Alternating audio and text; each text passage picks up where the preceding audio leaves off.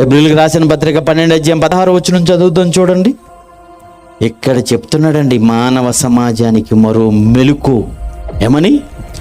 మీలో ఎవడైనను దేవుడు చెప్పినట్టుగా మానవ సమాజం ఉండకుండా, దేవుని మాటల ప్రకారంగా మెరుగైన సమాజం కొరకు మహోన్నతిని పాఠాలతో సమాజం నింపుకోకుండా ఎవడైనా తప్పిపోవునేమో అని చేదైన వేరు ఎక్కడ ఉంటుంది? బయటికి కనపడదండి వేరు.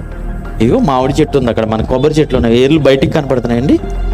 ఒక్కసారి వాటి మొదలు తవ్వండి, భూలోపల చాలా దూరాలు ఆక్రమించేస్తాయండి. వేరు లోన పైకి కనబడదు, లోపల చెడ్డది తిరుగుతుందేమో.